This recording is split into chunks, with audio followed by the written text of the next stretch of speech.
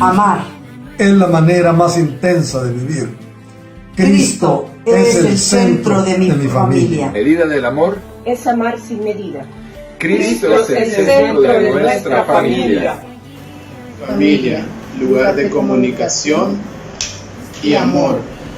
Cristo es el centro de mi familia. Familia, donde comienza la vida.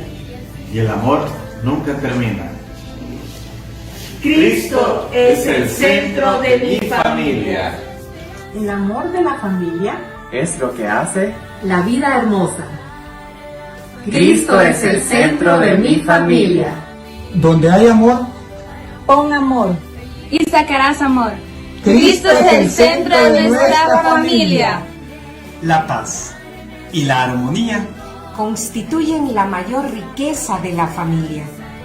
Cristo es el centro de mi familia. Familia que reza unida. permanece unida.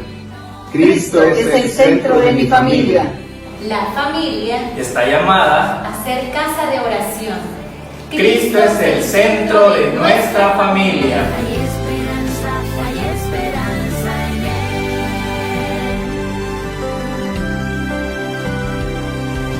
Hablar sobre el sí de María y como ella dijo, hágase en mí tu palabra. Esto lo encontramos en Lucas 1 del 28 al 38, en el cual nos narran que el ángel entra donde estaba ella y le dice: alégrate llena de gracia, el Señor está contigo. Y al oírlo, ella queda desconcertada y se pregunta qué clase de salud era aquel. Imagínense esa sensación de que se nos presente un ángel y nos diga: llena eres de gracia, el Señor está contigo. Yo creo que no hay nada más grande y más bonito que poder gozar de esa gracia y esa bendición de Dios, de sabernos amados por Él y saber que Él está siempre con nosotros. Pero así como a María, a veces es algo que no esperamos escuchar y que nos puede llegar a desconcertar y no entender cómo es que Dios está con nosotros. Así que el ángel le dice: no temas, María, que goces del favor de Dios, y le hace el anuncio de que va a concebir un hijo, el cual llamará Jesús y será el Hijo del Altísimo.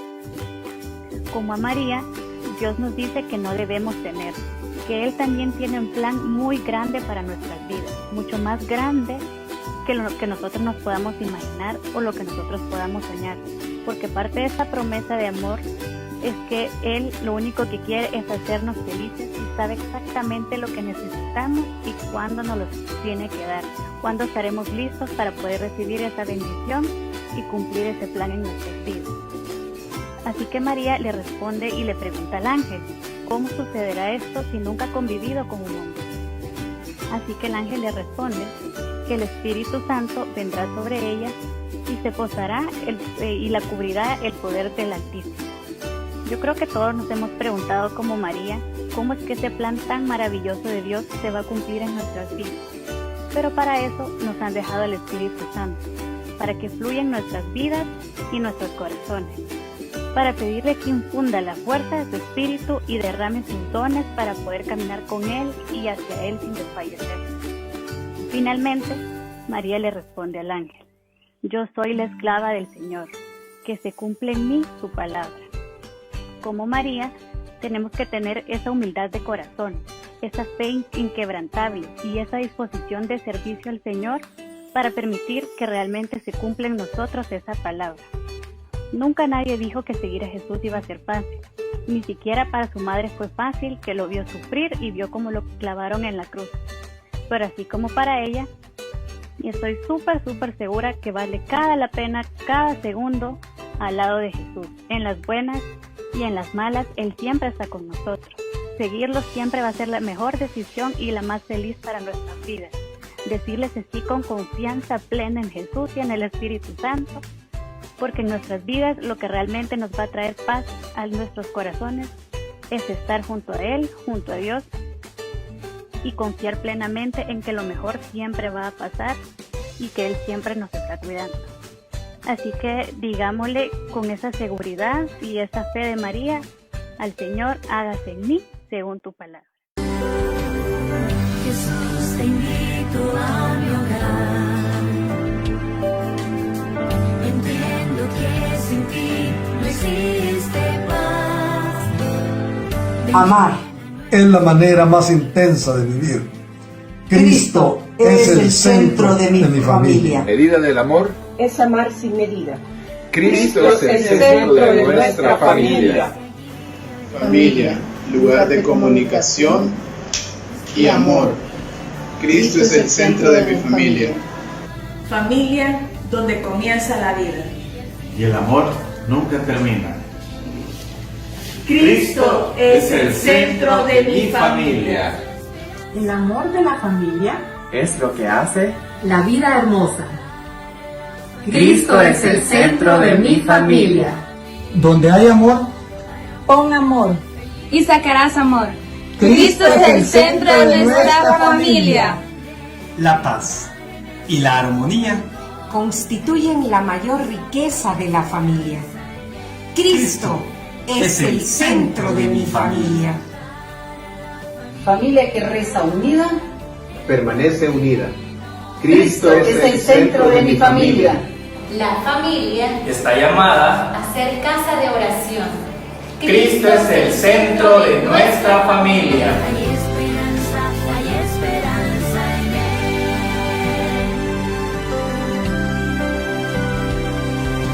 Hablar sobre el sí de María y como ella dijo, hágase en mí tu palabra.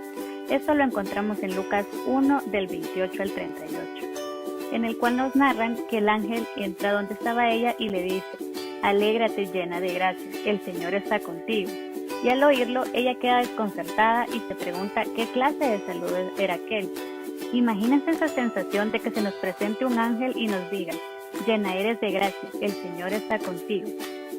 Yo creo que no hay nada más grande y más bonito que poder gozar de esa gracia y esa bendición de Dios, de sabernos amados por Él y saber que Él está siempre con nosotros. Pero así como a María, a veces es algo que no esperamos escuchar y que nos puede llegar a desconcertar y no entender cómo es que Dios está con nosotros. Así que el ángel le dice: no temas, María, que goces del favor de Dios, y le hace el anuncio de que va a concebir un hijo, el cual llamará Jesús y será el Hijo del Altísimo. Como a María, Dios nos dice que no debemos temer, que Él también tiene un plan muy grande para nuestras vidas, mucho más grande que lo que nosotros nos podamos imaginar o lo que nosotros podamos soñar, porque parte de esta promesa de amor es que Él lo único que quiere es hacernos felices y sabe exactamente lo que necesitamos y cuándo nos lo tiene que dar, cuándo estaremos listos para poder recibir esa bendición y cumplir ese plan en nuestras vidas. Así que María le responde y le pregunta al ángel: ¿cómo sucederá esto si nunca ha convivido con un hombre? Así que el ángel le responde que el Espíritu Santo vendrá sobre ella y se posará y la cubrirá el poder del Altísimo. Yo creo que todos nos hemos preguntado como María, ¿cómo es que ese plan tan maravilloso de Dios se va a cumplir en nuestras vidas?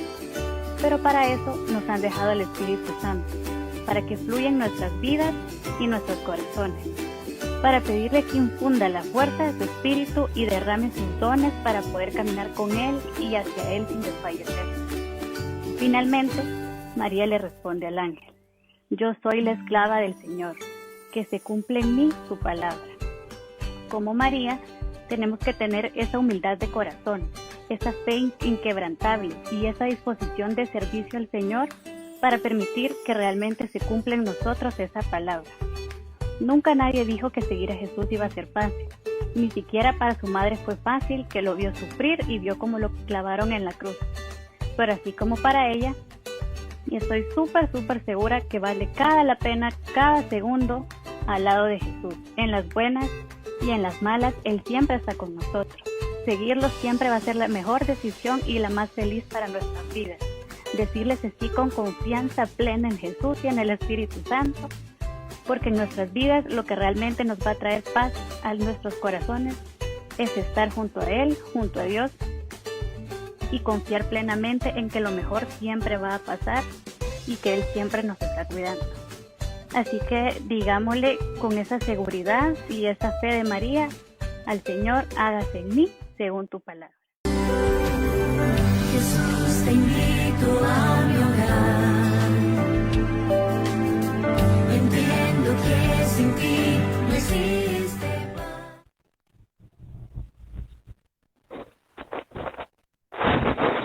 Muy buenas noches, queridos hermanos y hermanas que nos acompañan martes a martes a este curso de Biblia. Estamos en nuestra 8ª semana de clase. Es increíble cómo va pasando el tiempo. 8ª semana. Vamos a ver ahora al profeta Zacarías. Vamos a hacer nuestra oración de inicio en el nombre del Padre, del Hijo, del Espíritu Santo. Amén. Ven, Espíritu Santo, llena los corazones de tus fieles y enciende en ellos el fuego de tu amor. Envía, Señor, tu Espíritu y se renovará la faz de la tierra. Dios, que has iluminado los corazones de nosotros, tus hijos, con la luz de tu Espíritu, te pedimos que nos haga dóciles a sus inspiraciones para gustar siempre el bien y para gozar de su consuelo, por Jesucristo nuestro Señor. Amén. En el nombre del Padre, del Hijo, del Espíritu Santo. Amén. Como decía, esta es nuestra 8ª clase, nuestra 8ª sesión. Para hacer un resumen rapidito, por si hay alguien que por primera vez nos acompaña, hemos visto los profetas en general, que son los profetas y el profetismo en Israel. Hemos visto el libro del profeta Isaías, el libro del profeta Jeremías, el libro del profeta Ezequiel, libro del profeta Daniel, libro del profeta Oseas. La semana pasada estudiamos el libro de Joel, el libro del profeta Joel, y ahora, como dije, nos corresponde el estudio de el profeta Zacarías. Hemos visto, podemos decirlo, hemos visto 7 libros proféticos, más la introducción al curso, 7 libros proféticos. Estamos casi cerca de la mitad. Ya a partir de la próxima semana vamos a ver 2 libros, de ser posible, porque estaba viendo el contenido de cada uno y es pequeño. Creo que podemos hacer 2 libros por cada clase. Eso lo vamos a ver en el camino. Pero por hoy centrémonos en lo que nos corresponde, el libro del profeta Zacarías. Como siempre, recuerden la estructura de la clase que tenemos para que a ustedes les ayude y siempre guarden estos conceptos. Es el autor y la fecha, cuáles son los temas teológicos que nos ayudan a estudiar, a leer el libro, cuál es la importancia que tiene la Biblia, y conforme vamos avanzando en este estudio, vamos también sacando algunas enseñanzas, algunos mensajes personales, algunos mensajes que nos va dando el mismo libro ahora en esta fecha.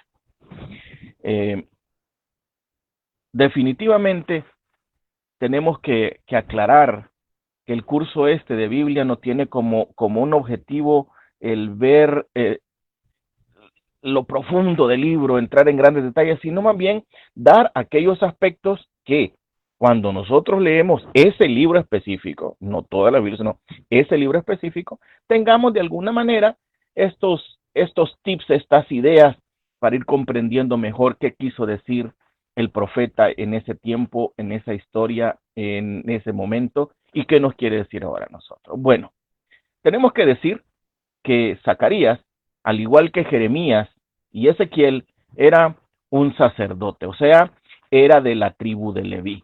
Recuerden ustedes, queridos hermanos, que el sacerdocio en el pueblo de Israel se heredaba.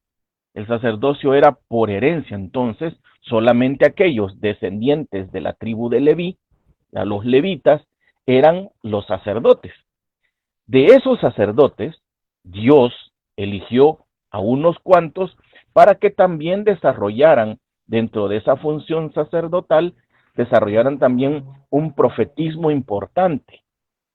Insisto, una vez más, diciéndoles que, aunque en la Biblia tenemos libros que se asignan por un nombre a un profeta en específico, tenemos que decir y recordar que hay otros profetas mencionados en los libros de la Sagrada Escritura que no tienen un libro como tal, pero que desarrollaron un profetismo. Y el ejemplo que yo siempre le pongo es el profeta Natán, aquel que profetizó en tiempos de David.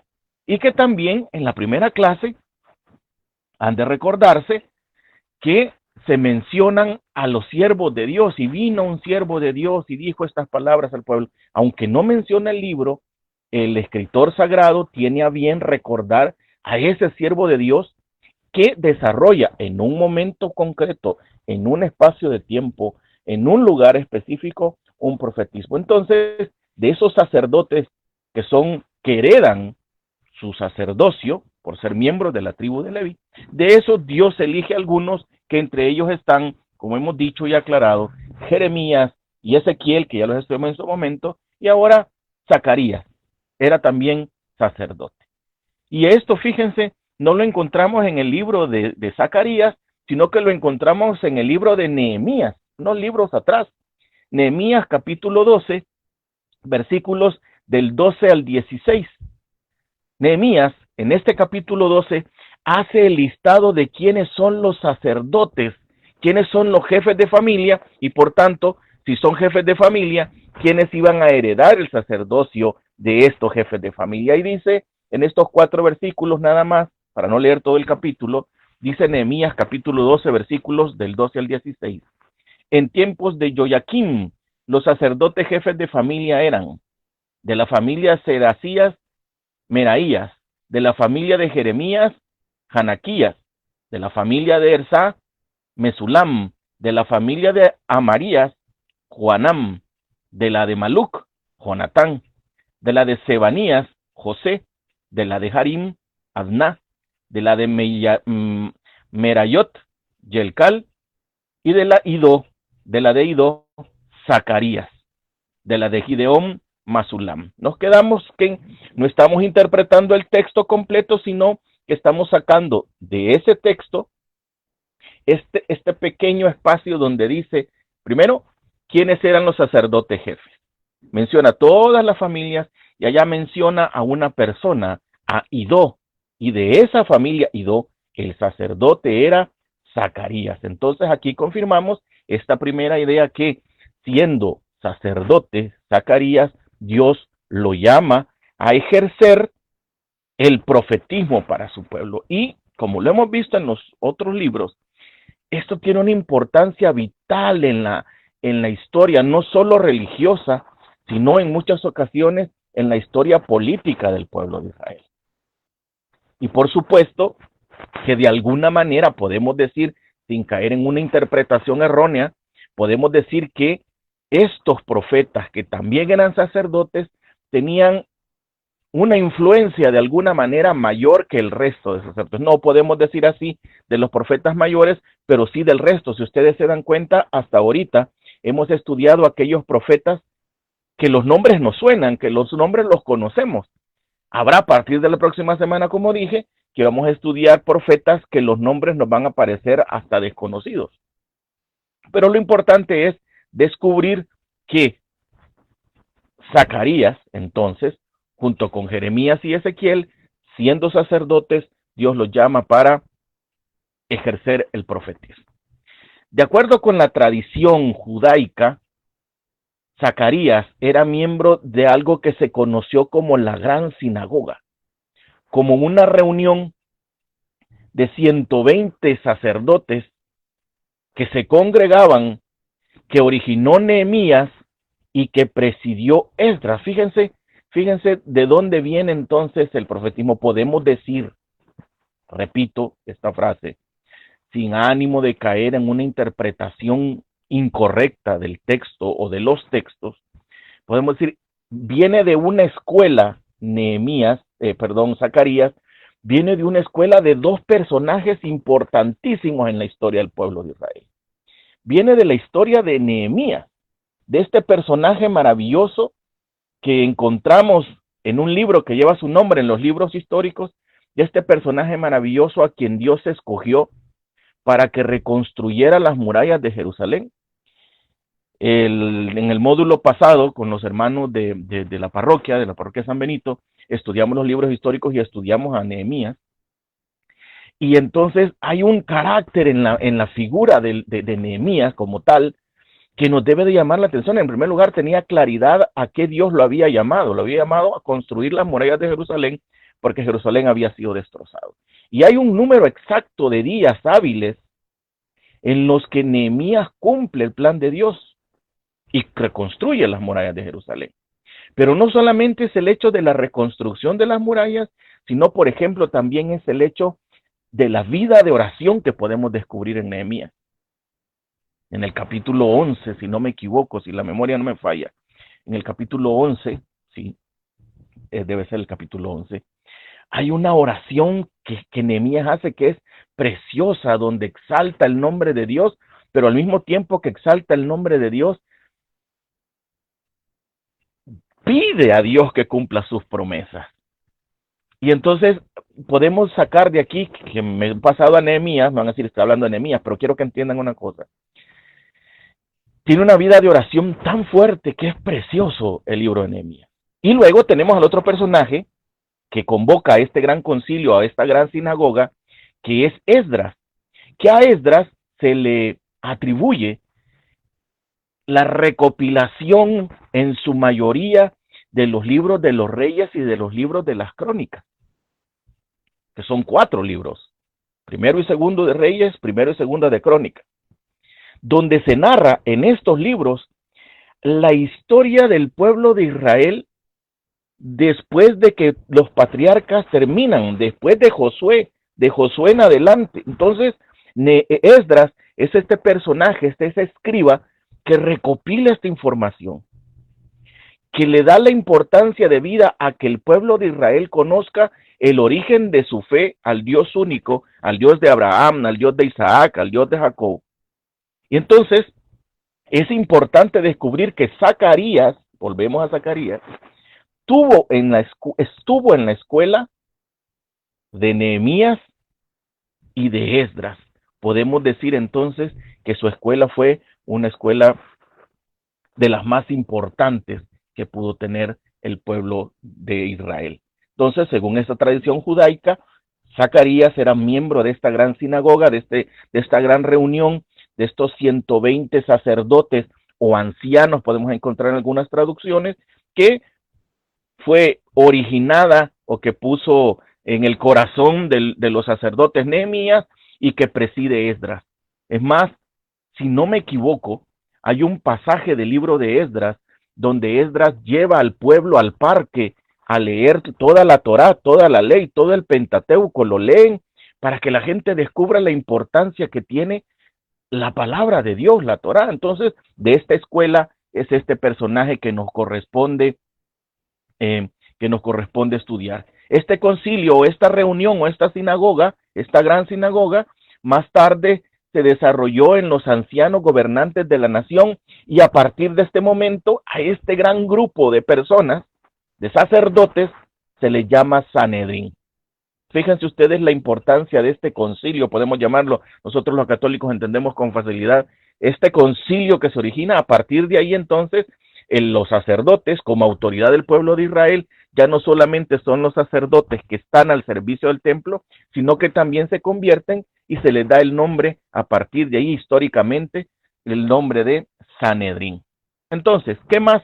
Sigamos adelante, ¿qué más podemos descubrir de este personaje de Zacarías?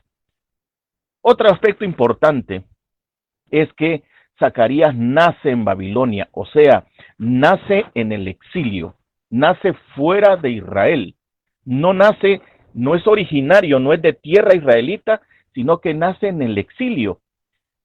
Y esto hace que aparezca ahí un personaje que es su abuelo, Idó, decían, de la familia de Idó, el sacerdote Zacarías. En el grupo de exiliados que regresan por primera vez de Jerusalén bajo el liderazgo de Zorobabel y Josué, el sumo sacerdote, según nos lo dice Nehemías capítulo 12, versículo 4. El pueblo de Israel, cuando es exiliado a Babilonia, no regresa todo de una vez, regresa en 3 grupos. En 3 grupos. Zacarías, junto con su abuelo, según la historia, según Nehemías capítulo 12, versículo 4, regresa bajo el liderazgo de Zorobabel en el primer grupo que está.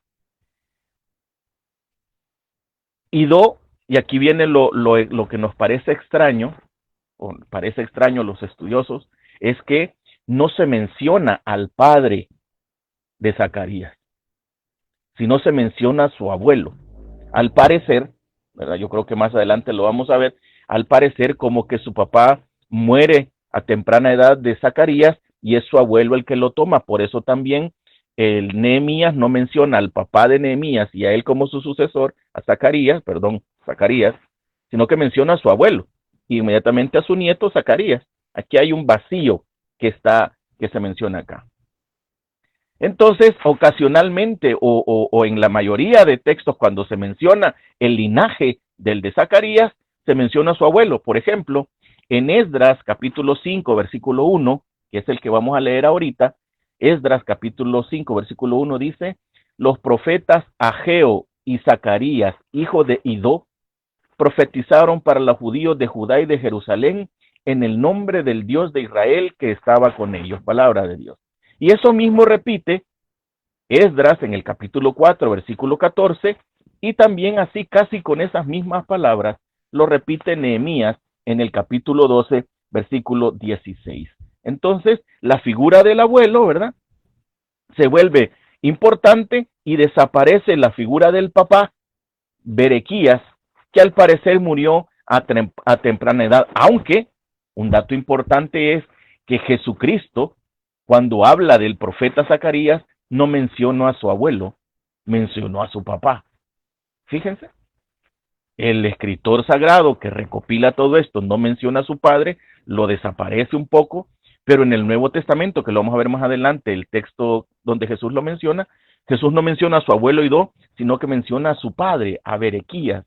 Entonces, se supone que murió a temprana edad antes de que pudiera sucederlo en el sacerdocio. Recuerden ustedes que en el sacerdocio se sucedía al papá o al abuelo cuando se cumplían 30 años de edad. Las palabras de apertura del libro del profeta Zacarías son fechadas allá por el año 520 antes de Cristo, en el segundo año del reinado de Darío. Dice el capítulo 1, versículo 1 de Zacarías: en el 8º mes del segundo año del reinado de Darío, una palabra de Yahvé llegó al profeta Zacarías, hijo de Idó. Este versículo está escrito en tercera persona. Pareciera que hay alguien más que esté escribiendo. No tenemos datos que como Jeremías, ¿se recuerdan? Si tenía a Baruch como su escriba, no tenemos datos de que Zacarías haya tenido un escriba. Pero sí nos llama la atención que está presentado el capítulo 1, versículo 1 en tercera persona. En el 8º mes del segundo año del reinado de Darío, una palabra de Yahvé llegó a Zacarías. No dice, una palabra de Yahvé me llegó a mí, una palabra de Yahvé tuve en mi corazón, sino que dice, le llegó como en tercera persona, pero repite también el linaje al profeta Zacarías, hijo de Idó. Esto nos hace pensar, nos hace creer, por el año en el que se establece, que Zacarías era contemporáneo también del profeta Ageo. Y el profeta Ageo comenzó a profetizar 2 meses o 2 años, no hay certeza en la fecha, después de él. Al parecer, sugiere que Zacarías es mucho más joven que Ageo. Pero como repito, en estos detalles no nos detenemos, simplemente los mencionamos como un dato de relevancia. ¿Qué es lo importante? Que Zacarías, comparado, si podemos decirlo, con otros profetas, uno fue igual a Isaías, a Jeremías, y a Ezequiel, que siendo sacerdotes son llamados al sacerdocio. Luego, como hemos visto con otros profetas contemporáneos de otros, también Zacarías es contemporáneo de Ageo, libro que vamos a estudiar también acá. Y entonces, este comienzo del profetismo en esta época nos hace pensar que que Zacarías es más joven, y eso lo encontramos en el capítulo 2, versículo 8. Dice un poquito, no está escrito, no lo tengo en la presentación, pero sí recuerdo que lo leí, dice que un ángel le dijo a Zacarías, llama a aquel joven que está allá. Es llamado un joven en el capítulo 2, versículo 8, sugiriendo que Zacarías era más joven que Ageo, ¿verdad? Que, como digo, lo importante es que fueron contemporáneos, no tanto quién era o no era mayor. El tiempo que duró el ministerio profético de Zacarías es incierto. Cuando se ve la estructura del libro, hay una parte, sobre todo la última parte del libro, son 14 capítulos, si no me equivoco, el capítulo 9 al capítulo 14, esa parte del libro pareciera que ha sido escrito en otro contexto. Por eso No hay certeza, como dije un momento, si hubo un escriba, si fue él Zacarías el que lo escribió, porque el tiempo de su ministerio, solo podemos establecer que fue en el año segundo de Darío, allá por el año 520, pero por esa frase. De lo demás no podemos decir ni cuánto duró, como hemos dado datos de otros profetas que duraron hasta los 90 años profetizando, que su profetismo fue de 40 años, desde que empezaron a profetizar hasta que terminaron. Y de acuerdo a Jesucristo, en Mateo capítulo 23, versículo 35, nos dice cómo muere Zacarías. Mateo capítulo 23, versículo 35, dice: al final recaerá sobre ustedes toda la sangre inocente que ha sido derramada sobre la tierra, desde la sangre del justo Abel a la sangre de Zacarías, hijo de Baraquías, al que ustedes mataron ante el altar dentro del templo. Da a entender Jesucristo, con certeza, haciendo un señalamiento sobre el pueblo de Israel, que la sangre derramada desde Abel, y me imagino yo, de todos los profetas asesinados, porque en la mayoría fueron mártires, de todos los profetas iba a recaer sobre el pueblo, pero específicamente habla de Abel, de Zacarías, porque a Zacarías lo mataron en el altar. Podría también significar una prefiguración de Jesucristo mismo, que es sacerdote, profeta, rey, que es víctima, pero que también es altar, dice la doctrina de nuestra iglesia. Entonces podría ser esto una prefiguración de Jesucristo. Y la claridad con la que Jesús menciona la forma de la muerte debe de llamarnos a nosotros la atención. Entonces, Zacarías fue asesinado dentro del templo, destino semejante a otro Zacarías que menciona segundo de Crónicas, capítulo 24, versículos del 20 al 21, que había sido apedreado no en el altar, no en el templo, pero sí apedreado hasta la muerte. No podemos decir si es el mismo por el tiempo, sabemos que no, pero sí sabemos que este otro Zacarías que se menciona en segundo libro de Crónicas también fue asesinado, fue muerto apedreado. Muy bien. Una vez terminado esta parte del autor y de las fechas y de estos aspectos del personaje, del profeta como tal, pasemos al siguiente punto. ¿Cuáles son los temas históricos y teológicos que este libro que nos pueden beneficiar en nuestra vida? Zacarías se unió a Ageo para despertar al pueblo de su indiferencia, retándolos a volver a comenzar la construcción del templo. A raíz de la invasión de Babilonia, de haber caído en el exilio, Babilonia destruyó todo cuanto existía del templo y de todo aquello que significaba la fe del pueblo. Recuerden ustedes que Babilonia era un pueblo eminentemente idólatra.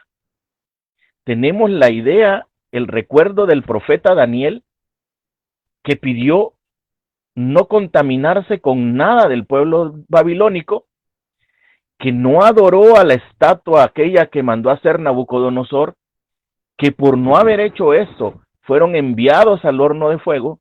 Entonces esto nos debe dar la idea de cómo era Babilonia en relación con su fe, digamos, ¿verdad? Con su fe, en relación con esa fe que practicaban de idolatría. Esto, quiérase o no, causaba en el pueblo de Israel un cierto grado de indiferencia, de, ¿cómo le decimos ahora nosotros? De enfriamiento de la fe. ¿Por qué? Porque al sentirse rodeado de estos idólatras, el pueblo de Israel perdía ese sentido de quién era su Dios. Entonces Ageo y Zacarías se toman a la tarea de retar al pueblo para construir de nuevo el templo. ¿Por qué? Porque el templo de Israel se había convertido, después de que se estableció en la tierra prometida, en el lugar de culto y sobre todo en el lugar de la presencia de Dios. Si esto desaparecía, todo aquello relacionado con la fe del pueblo de Israel perdía sentido. Entonces, estos profetas creían que al reconstruir el templo, al construir de nuevo el templo, y al lograrlo, el pueblo de Israel iba a despertar de ese letargo, dicho de otra manera. El propósito primordial de Ageo fue reconstruir el templo. Su predicación, como lo vamos a ver, tiene un tono de reprensión por la indiferencia del pueblo, por el pecado que hacía falta. Y Zacarías fue usado para comenzar un avivamiento. Aquellos que participamos de que nos congregamos en alguna comunidad, en algún movimiento, en alguna espiritualidad, entendemos qué significa esto de un avivamiento. Zacarías fue usado para mantener la fuerza de ese avivamiento, para mantener ese énfasis positivo, llamando al pueblo al arrepentimiento y reafirmando las bendiciones futuras si se mantenía esto. Y aquí podemos, si ustedes quieren, hermanos, podemos sacar una enseñanza interesante para nosotros. Ageo, dice los estudiosos, que su propósito era animar un avivamiento para reconstruir el templo, para que esa fuerza con la que hablaba Ageo, que era de reprensión, era para despertar del letargo al pueblo. Una vez logrado ese avivamiento, se aparta Ageo y aparece la figura de Zacarías como aquella persona que iba a ser la encargada de mantener ese avivamiento, de mantener la fuerza de ese llamado de Dios al arrepentimiento, y que, arrepintiéndose de los pecados, habiendo construido el templo, vendrían bendiciones futuras. Muchas veces en los movimientos, en las comunidades, queremos hacer todo y no le damos oportunidad a nadie más que haga las cosas. Debemos ser conscientes que si estos personajes, dicho de otra manera, que si estos personajes tuvieron un tiempo, un espacio, un lugar, un ámbito donde desarrollarse y luego se apartan, ¿cómo nosotros vamos a pretender ser, como yo uso esta palabra, los caciques del movimiento, los caciques de la comunidad, coordinadores vitalicios de comunidades? No menciono más, de las comunidades hablo con mayor libertad. Coordinadores vitalicios de las pequeñas comunidades, y creemos en nuestro corazón muchas veces que solo nosotros podemos, y sabemos muchas veces que tenemos que hacernos a un lado. A mí me enseñó mucho San Pablo, cuando se los relato, San Pablo cuando recién llega a que le quiten las escamas de los ojos, y hay una reunión de las primeras comunidades cristianas, ven a San Pablo y a la gente le da miedo, y dice, ¿y este qué hace aquí? Este fue el que estaba allá, donde fueron a poner a los pies de él el manto de Esteban. ¿Qué hace aquí? ¿Cómo puede ser? La gente no creía en la conversión de Pablo. Y Pablo, muy sabio, dice el libro de los Hechos de los Apóstoles, se retiró de esa comunidad y no volvió a esa comunidad hasta 2 años después, cuando la gente ya había escuchado que Pablo 2 años había andado predicando a los gentiles. Entonces regresa San Pablo. A mí me enseña mucho eso, porque no podemos hacer todo siempre. Yo no puedo pretender con ustedes, por ejemplo, decir, miren, entonces ahora, como ya estuvimos en el curso de Biblia, vénganse todos y reúnanse conmigo, porque yo voy a seguir con ustedes acompañándonos en este camino. No, hay un tiempo, este curso va a terminar. Este curso no es para toda la vida. El curso termina dentro de 3 o 4 martes, y ahí terminó mi función. Habrá otros que van a poder retomar, no necesariamente esto, pero que van a retomar, y les va a tocar, o a ustedes mismos, trasladárselo a otros, que ese avivamiento que ustedes han tenido vaya a otros. Ageo y Zacarías son un ejemplo claro de esto. ¿Qué otro tema teológico podemos encontrar. Zacarías buscó alentar al pueblo a edificar el templo a la luz de las promesas de que algún día el Mesías vendría a habitarlo. Cuando leemos el libro de Zacarías, vemos lo escatológico del libro. Dijimos la semana pasada o antepasada que lo escatológico es lo venidero, lo postrero, lo que está por venir en relación con Cristo. Entonces, Zacarías busca en su profetismo alentar al pueblo para edificarlo a la luz de que ese templo un día lo iba a habitar el Mesías esperado por el pueblo de Israel. El pueblo entonces no solo estaba edificando un templo para el presente, sino con la esperanza futura del Mesías en mente. Y entonces, como el pueblo de Israel, una vez reconstruido el templo, empieza a caminar alrededor de esta idea, el templo es para que lo habite el Mesías que Dios va a mandar, es la importancia que tiene. Y por eso cuando Jesús dice, destruyan el templo, que yo lo voy a construir en 3 días, la gente dice, ¿y este hombre de qué habla? Claro, nosotros ahora sabemos que se refería, como tal lo dice el Evangelio, a la resurrección de Cristo, que iba a ser 3 días después de su muerte. Pero para el pueblo de Israel, que Jesucristo dijera, destruyanlo porque yo lo construyo en 3 días, estaba diciendo, destruyan su fe, voten aquello donde han adorado a Dios. Entonces se dan cuenta por qué es importante el estudio de todos estos libros para ir comprendiendo todo eso. Zacarías también entonces alentó al pueblo, aún oprimidos por potencias gentiles, por Babilonia específicamente, según el capítulo 1, versículos del 8 al 12, con la realidad de que el Señor siempre recuerda sus promesas y el pacto que ha hecho con ellos y que Él los restaurará y los bendecirá. Entonces, podemos decir que como consecuencia de la reconstrucción del pueblo, Dios iba a restaurar la soberanía del pueblo. Y Dios iba a bendecir al pueblo. Porque una vez construido el templo, la adoración podía volver a su origen. Fíjense qué interesante. Aún oprimidos, aún en el exilio, Zacarías hace eso. Recuerda las promesas de Dios. Hay gente que se ha encargado de decir cuántas promesas de Dios hay en la Biblia.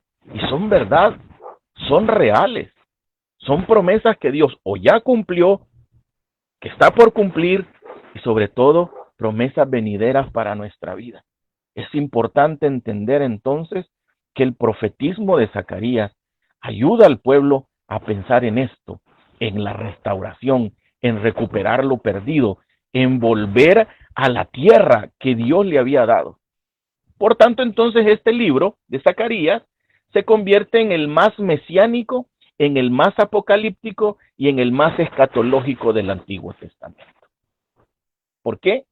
Mesiánico, por lo que dije, porque habla de que el templo debe ser construido para que habite el Mesías. Apocalíptico, porque habla, como otros profetas, ¿verdad?, de lo que iba a suceder al pueblo si no obedecía. Y escatológico, porque habla de aquellas promesas que Dios va a cumplir en los tiempos postreros. Primordialmente, el libro es una profecía de Jesucristo, enfocándose en su gloriosa venida como un medio para consolar a Israel. Capítulo 1, versículos del 13 al 17 dicen: Yahvé dio entonces al ángel que conversaba conmigo una respuesta muy esperanzadora. Al oírla, el ángel me ordenó: anúncialo a viva voz. Esto dice Yahvé de los ejércitos: mi amor por Jerusalén y por Sión es tan grande que llega a ser celoso. Por eso estoy muy enojado con las naciones orgullosas. Pues si bien yo estaba disgustado con Jerusalén, no era para que ellas llegaran a tanto. Por esto, continúa Yahvé, estoy volviendo a Jerusalén muy bien dispuesto. Mi templo será reconstruido y de nuevo se usará la alianza para medir en Jerusalén. Palabra de Yahvé, todavía te queda algo que anunciar, le dice Dios a Zacarías. En mis ciudades habrá abundancia de todo. Yahvé tendrá pues más piedad de Sión y volverá a hacer de Jerusalén su predilecta. Aquí encontramos cómo el celo de Dios, ese Dios que se enoja por el pecado, le dice, ya no. Y yo voy a volver a que Jerusalén sea abundante. Y eso el pueblo de Israel los había cumplido con la venida del Mesías. Y el Mesías vino. Y el Mesías murió, resucitó y volvió a la derecha del Padre. Entonces este libro está lleno de visiones también, de profecías, de señales celestiales. No vuelve a mencionar la voz de Dios, el Dios que habla, el Dios que se dirige a su pueblo, el Dios que se dirige al profeta. También es algo práctico, lidiando con los asuntos tales como el arrepentimiento, el cuidado que Dios tiene de su pueblo, la salvación y la vida de santidad. Es práctico, digo, porque no entra en grandes discusiones, sino simplemente habla de que arrepintiéndose el pueblo, Dios volverá a consolarlo y Dios lo va a restaurar. La profecía entonces estaba pronta a estar en silencio. Esto es un aspecto importante. El profetismo iba a quedar en silencio por más de 400 años hasta que Juan el Bautista anunciara al Mesías. Entonces, Dios usa a Zacarías para traer un brote nuevo, un brote rico, abundante de promesas para el futuro, para sustentar el remanente fiel a través de estos años de silencio. El profetismo calla y no hay más anuncio profético hasta que aparece el Bautista en el desierto y dice, conviértanse porque el reino de los cielos está cerca. Este silencio no quiere decir que Dios se haya olvidado de sus promesas, sino todo lo contrario, que estaba esperando el tiempo prudencial para cumplir la promesa más grande, la promesa de la redención, la promesa de la restauración total, de la restauración plena, no de la restauración física de un templo construido por manos de hombres, sino del verdadero templo de Dios, en el cual habita el Espíritu Santo y del cual nosotros somos partícipes. ¿Cuál es la importancia de este libro en la Biblia? Bueno, una de las grandes contribuciones del libro de Zacarías es la fusión que hay entre los elementos sacerdotales y los elementos proféticos de la historia de Israel. ¿Por qué es importante el pueblo? ¿Por qué habla tanto del templo Zacarías? Por ser sacerdote. Pero a este sacerdocio entonces también se le incorporan los aspectos del profetismo que, como dijimos en la primera clase, tiene que ver con la inspiración que Dios da y con aquello que Dios quiere enseñar, que Dios quiere que el profeta diga al pueblo para ese momento, en un cumplimiento cercano o para un cumplimiento posterior, como hemos dicho, que es el del profeta Zacarías. Zacarías comprendió estos elementos, que eran necesarios, que para estos elementos sacerdotales y proféticos era necesaria una fe genuina. Y entonces entendemos la importancia de que el profeta Zacarías hable al pueblo de apartarse del pecado. Comprendió, como he dicho a lo largo de la clase, la importancia del templo y el papel que jugaban los ritos religiosos para mantener al pueblo cerca de Dios.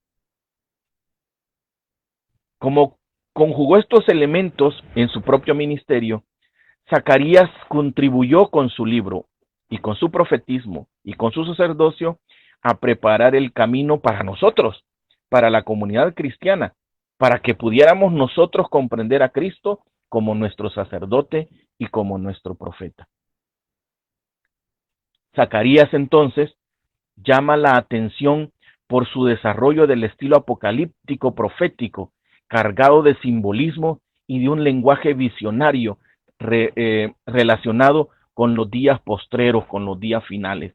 Así como comparamos a Daniel con el Apocalipsis, podemos hablar también de Zacarías en relación con una similitud, no estoy hablando que son lo mismo, con una similitud con los libros de Daniel y del Apocalipsis. En esto, sus escritos se parecen, como acabo de decir, a Daniel y al libro del Apocalipsis. La visión de los candelabros, de los olivos, de los jinetes, de las carrozas, de cordeles de medir, de cuernos, coloca el libro entre otros tantos mencionados, tal como menciona el libro del Apocalipsis. Zacarías también dijo mucho en cuanto al concepto de Dios como guerrero. Si bien esta era una imagen utilizada a menudo por los escritores bíblicos, Yahvé de los ejércitos, lo hemos escuchado. Zacarías unió esta idea al concepto del día del Señor. ¿Se acuerdan ustedes que el profeta Joel hablaba del día del Señor? El día del Señor grande y terrible. Ese día del Señor grande y terrible iba a tener el carácter de Dios como el Dios de los ejércitos, el Dios guerrero, el Dios que defiende a su pueblo, el Dios que congrega a su pueblo con fuerza ante la adversidad. Su descripción del regreso de Cristo a la tierra como guerrero poderoso en el día de Yahvé lo encontramos en el capítulo 14, el capítulo final, versículos del 1 al 9, que es una de las más conmovedoras profecías del Antiguo Testamento. Vamos a leer solo 3 versículos, el del 7 al 9. Será este un día extraordinario, solamente conocido por Yahvé. No habrá más cambio de día a la noche, pues de la noche será como el día claro. Ese día brotará en Jerusalén un manantial que nunca se secará, ni en verano ni en invierno, y que estará siempre corriendo, tanto hacia el mar oriental como hacia el mar occidental. Y Yahvé reinará sobre toda la tierra. Él será el único, y el único será su nombre. Palabra de Dios. Juan capítulo 7, versículos 37 dice: del corazón del que cree brotarán ríos de agua viva. ¿Del que cree en quién? Del que cree en Cristo, de aquel que va a establecer, ya no habrá oscuridad, todo será una eternidad. Ese manantial no se va a secar, siempre va a estar corriendo, y Dios será único, y así será su nombre, dice, único, y Cristo cumple con esa profecía, cumple con esto precioso que hemos leído. En ese día, según Zacarías, Cristo asentará sus pies sobre el monte de los olivos y causará cambios violentos sobre la tierra. Como decía Jesús, fuego he venido a traer, y cómo quisiera que estuviera ardiendo. El día cambiará en tinieblas y las tinieblas en luz. ¿Quién dijo Jesucristo que era? Yo soy la luz del mundo. Y el mundo entero lo adorará cuando el Señor extienda su reino sobre toda la tierra. Y la salvación de Cristo fue, es y será para todos. Y se cumple entonces. Y como siempre, los últimos martes he dejado un texto para que guarden en su corazón y lo aprendan de memoria. Después de haber hecho este estudio del libro de Zacarías, veamos lo que dice Zacarías en el capítulo 9, versículo 16. Yahvé su Dios los pondrá a salvo, salvará a este pueblo que es su rebaño. Palabra de Dios. Repito, Yahvé, su Dios, los pondrá a salvo y salvará a este pueblo que es su rebaño. Zacarías capítulo 9, versículo 16. Que este versículo nos sirva para hacer nuestra oración final. En el nombre del Padre, del Hijo, del Espíritu Santo. Amén. Señor Jesús, hoy más que nunca queremos poner en tus manos nuestras vidas ante todo esto que está sucediendo en el mundo y específicamente en nuestro país. Padre Santo, ponemos en tus manos a todos los enfermos de la pandemia y a los enfermos en general. Pero específicamente, Señor, míranos como tu rebaño. Sálvanos, Señor. Pon tu mano sobre este país que lleva tu nombre. Que ante el anuncio de la muerte que hace el mundo, nosotros podamos anunciar tu vida y que nos salvarás porque somos tu rebaño.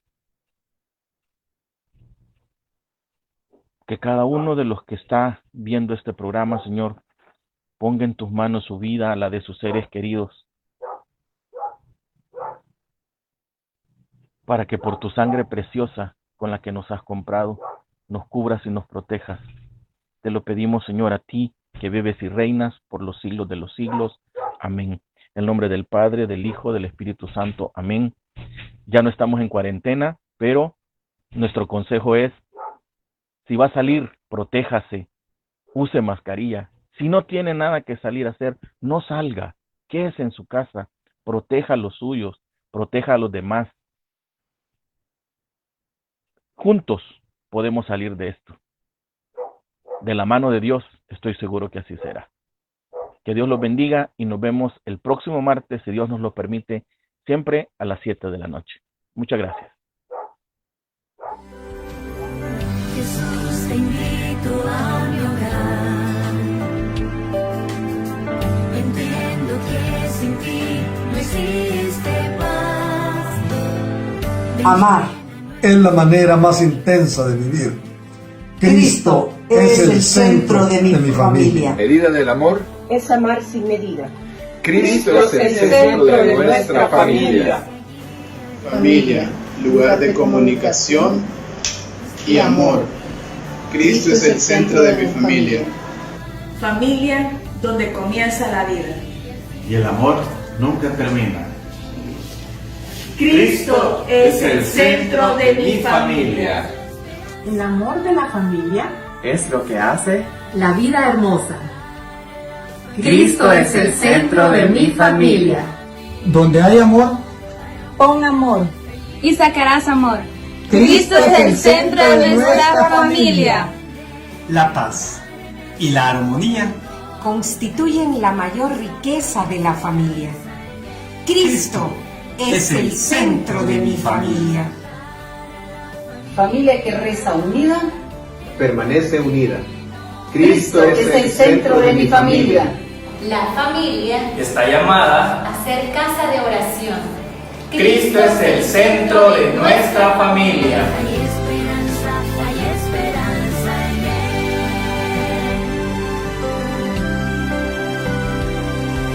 Hablar sobre el sí de María y como ella dijo, hágase en mí tu palabra. Esto lo encontramos en Lucas 1 del 28 al 38, en el cual nos narran que el ángel entra donde estaba ella y le dice: alégrate llena de gracia, el Señor está contigo. Y al oírlo, ella queda desconcertada y se pregunta qué clase de salud era aquel. Imagínense esa sensación de que se nos presente un ángel y nos diga: llena eres de gracia, el Señor está contigo. Yo creo que no hay nada más grande y más bonito que poder gozar de esa gracia y esa bendición de Dios, de sabernos amados por Él y saber que Él está siempre con nosotros. Pero así como a María, a veces es algo que no esperamos escuchar y que nos puede llegar a desconcertar y no entender cómo es que Dios está con nosotros. Así que el ángel le dice: no temas, María, que goces del favor de Dios, y le hace el anuncio de que va a concebir un hijo, el cual llamará Jesús y será el Hijo del Altísimo. Como a María, Dios nos dice que no debemos temer, que Él también tiene un plan muy grande para nuestras vidas, mucho más grande que lo que nosotros nos podamos imaginar o lo que nosotros podamos soñar, porque parte de esa promesa de amor es que Él lo único que quiere es hacernos felices y sabe exactamente lo que necesitamos y cuándo nos lo tiene que dar, cuándo estaremos listos para poder recibir esa bendición y cumplir ese plan en nuestras vidas. Así que María le responde y le pregunta al ángel: ¿cómo sucederá esto si nunca ha convivido con un hombre? Así que el ángel le responde que el Espíritu Santo vendrá sobre ella y se posará y la cubrirá el poder del Altísimo. Yo creo que todos nos hemos preguntado como María, ¿cómo es que ese plan tan maravilloso de Dios se va a cumplir en nuestras vidas? Pero para eso nos han dejado el Espíritu Santo, para que fluya en nuestras vidas y nuestros corazones, para pedirle que infunda la fuerza de su Espíritu y derrame sus dones para poder caminar con Él y hacia Él sin desfallecer. Finalmente, María le responde al ángel: yo soy la esclava del Señor, que se cumple en mí su palabra.